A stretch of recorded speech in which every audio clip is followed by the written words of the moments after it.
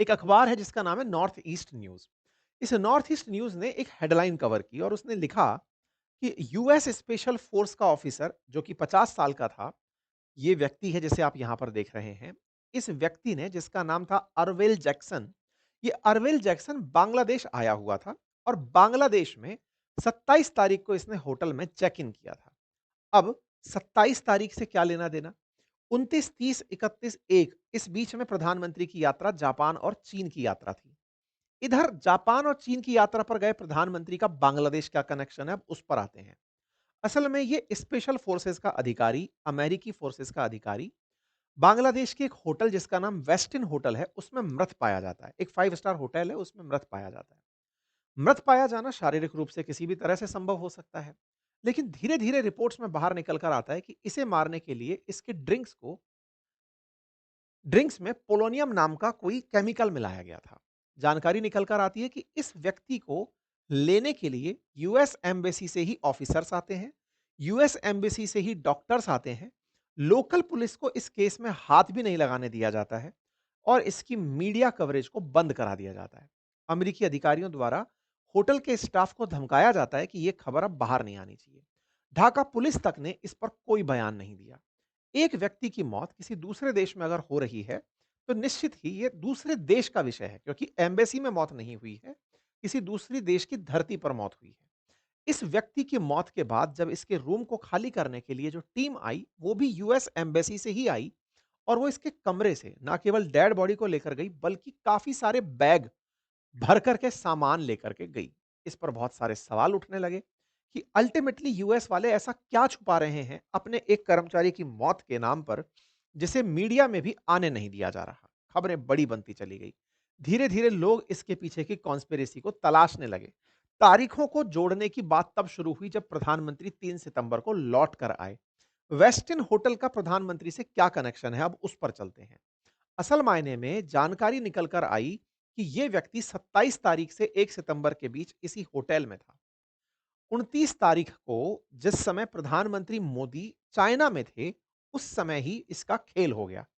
असल मायने में ढाका में बैठा ये जो अधिकारी था, इस अधिकारी को डीप स्टेट ने भेजा था। डीप स्टेट की क्या कहानी है, अब उस पर चलते हैं। असल में कहा जा रहा है कि यूएस की खुफिया एजेंसीज इस बात से खफा थी कि प्रधानमंत्री मोदी रूस और चाइना से मुलाकात करें। वो लगातार पहले भी इस बात का प्रयास करते रहे कि ये तीनों लोग आपस में ना मिलें।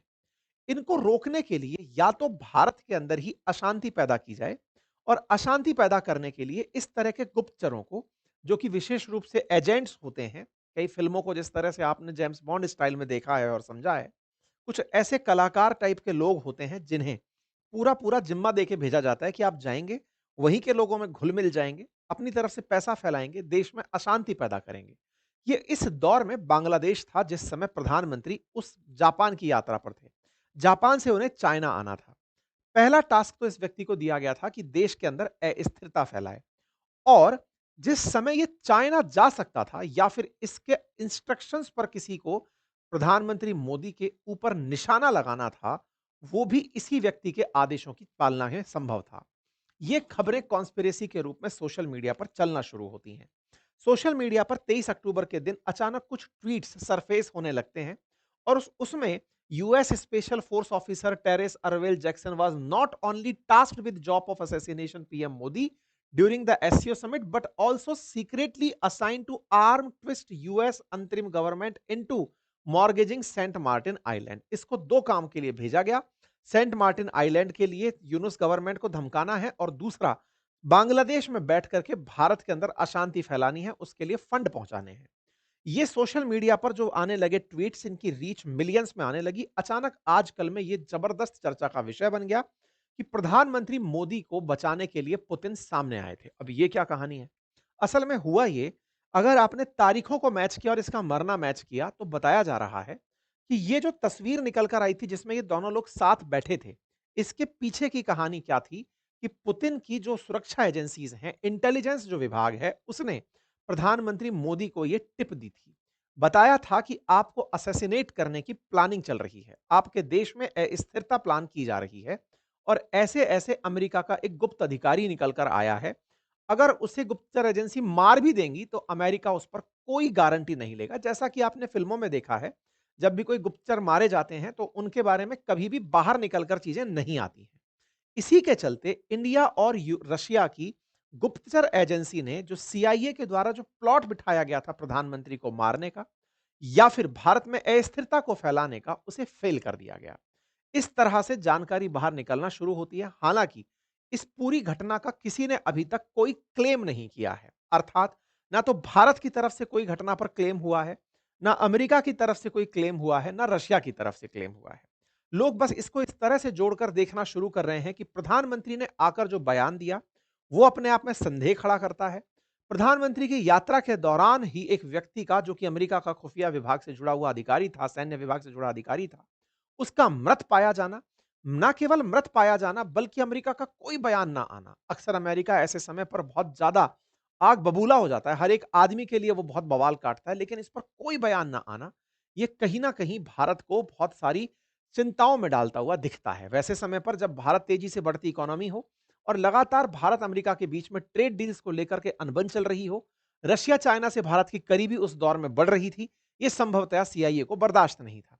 इस बात को और वैल्यू तब मिली जब प्रधानमंत्री ने अमेरिका जाना सस्पेंड कर दिया। उन्होंने इनकार कर दिया कि वो यूएनजीए की बैठक में नहीं जाएँगे, उनकी जगह विदेश मंत्री जाएँगे। यानी कि प्रधानमंत्री उस दिन के बाद से किसी भी अंतर्राष्ट्रीय मंच पर शामिल होने नहीं गए। आप चाहे 23 से 29 सितंबर की बैठक की बात देख लें या फिर गाजा में हुई शर्म अल शेख की बैठक देख लें, जहां पर सीआईए द्वारा मतलब ट्रंप की बैठक को आयोजित किया जा रहा था, या यूएनजीए में जहां सीआईए पूरी तरह से सक्रिय था। और तो और अभी आसियान की बैठक में भी प्रधानमंत्री ने वर्चुअली कनेक्ट करने की बात की है, क्योंकि यहां पर भी ट्रंप आ रहे हैं, यानी कि सीआईए पूरी तरह से अपने हाथ में नियंत्रण रखेगी। आप में से बहुत सारे लोग इस पूरी कहानी के एक और पक्ष की तरफ भी विचार कर रहे होंगे, और वो ये है कि प्रधानमंत्री मोदी ट्रंप से नहीं मिलना चाहते। संभवतः ये भी तो एक कारण हो सकता है। ऐसा मैं क्यों बोल रहा हूं? क्योंकि इस समय पर कांग्रेस के द्वारा एक शब्द फैलाया जा रहा है, और वो ये कि मोदी के मन की बात बच के रहना रे बाबा, यानी कि प्रधानमंत्री मोदी ट्रंप से बच के भाग रहे हैं। ऐसे समय पर ट्रंप से बचकर भाग रहे हैं जब ट्रंप प्रधानमंत्री के खिलाफ कुछ भी बोल दे रहे हैं। हालांकि प्रधानमंत्री मोदी के साथ इन्होंने दिवाली पर टेलीफोनिक वार्ता की, प्रधानमंत्री ने इसे एक्नॉलेज भी किया, लेकिन अंतर्राष्ट्रीय मंच पर वो कहीं भी ट्रंप के साथ साझा नहीं हो रहे हैं। इसके पीछे अब ये जो कॉन्स्पिरेसी थ्योरी है, ये बहुत तेजी से सरफेस हो रही है। इस बात को हाल ही में पीयूष गोयल जी के एक बयान से और देखा गया, जिसमें पीयूष गोयल जी ने एक बात कहते हुए कहा कि हमसे ट्रेड डील बंदूक की नोक पर नहीं करवा सकते।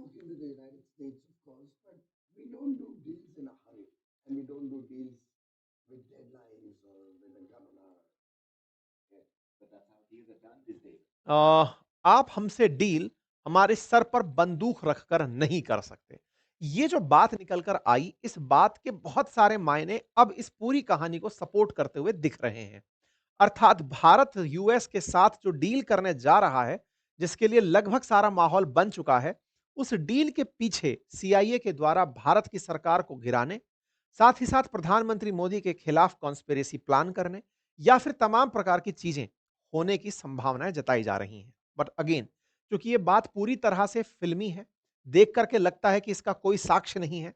अक्सर जैसा फिल्मों में दिखाया जाता है कि अगर कोई हमारे देश के रिसर्च जो एनालिस्ट विंग जो रॉ है, वो भी अगर कोई खुफिया जानकारी इकट्ठा करती है या कोई काम करके आती है, तो वो कभी भी सरफेस नहीं होता है।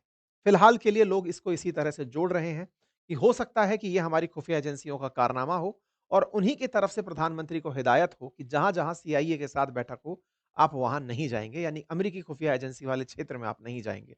खैर, ये तमाम जानकारियां अटकलों के रूप में ही जानी जा सकती हैं। बाकी ये मैंने जानकारी आपसे साझा इसलिए की क्योंकि इस समय काफ़ी तेज सुर्खियाँ हैं। प्रधानमंत्री को पहले भी एक बार पंजाब में अपनी यात्रा के दौरान इस तरह की थ्रेट का सामना करना पड़ा था। भारत अपने लाल बहादुर शास्त्री को एक ऐसे ही असैसी कहिए तो कॉन्स्पिरेसी के अंदर मरते हुए देख चुका है। राजीव गांधी जी को, जो कि देश के मतलब प्रधानमंत्री रहे, उनके साथ भी इस तरह की घटनाएँ देख चुका है। ये सारी चीज़ें हैं जिनसे आप इनकार नहीं कर सकते कि ऐसी तरह के प्रयास दूसरे देशों के द्वारा होते रहे होंगे। आप इस विषय पर क्या सोचते हैं? अपनी राय ज़रूर कमेंट बॉक्स में रखें। चैनल पर नए हैं तो सब्सक्राइब कर लें, अपने साथियों से इसे अवश्य साझा करें।